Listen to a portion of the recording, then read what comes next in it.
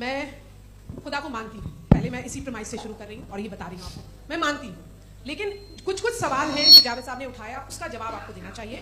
پہلا سوال یہ کہ غزہ میں سالوں سے چھوٹے بچے مر رہے ہیں, وہ ان کو اگر خدا مرسیفل ہے, ہم مانتے ہیں کہ اللہ تعالیٰ میں بہت طاقت ہے, تو وہ بچے کیوں مر رہے ہیں. دوسری بات یہ کہ اگر کنٹنجنسی کی جو آپ بات کرتے ہیں, پورے مسلم ممالک مل کر کے بھی ان غزہ کے بچوں کو کیوں نہیں بچا پا رہے ہیں, کیونکہ اگر وہ چاہتے, کیونکہ اللہ تعالیٰ ان پر حکومت کرتے ہیں, سب پر حکومت کرتے ہیں, تو وہ ان کو کیوں نہیں بچا. جی تھینک یو ویری مچ.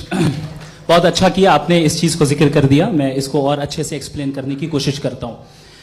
دیکھیں, جہاں تک آپ نے کہا کہ غزہ کے بچوں کو مارا جا رہا ہے, دیکھیں دو ورلڈ ویو ہے, ایک ایتھیسٹک ورلڈ ویو, ایک تھیسٹک ورلڈ ویو ہے.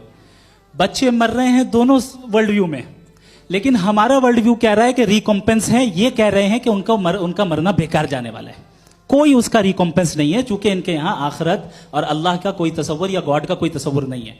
آپ نے یہ سوال کیا کہ گاڈ مرسیفل ہے, کیوں نہیں روکتا. یہ میں نے بتایا کہ یہ مسکنسپشن ہے لوگوں کے درمیان کہ گاڈ کو صرف مرسیفل اور اومنیپوٹنٹ سمجھتے ہیں. گاڈ کے صرف یہی دو ایٹریبیوٹس نہیں ہیں, گاڈ کے کئی سارے ایٹریبیوٹس ہیں, ان میں سے الحکیم بھی ہے, ان میں سے آل وائز بھی ہے, آل نوئنگ بھی ہے. لہٰذا اگر اس دنیا میں کسی کو تکلیف آ رہی ہے اور گاڈ اس کو نہیں روک رہا ہے, وہ اس لیے نہیں روک رہا ہے چونکہ انسانوں کو فری ول دیا گیا ہے.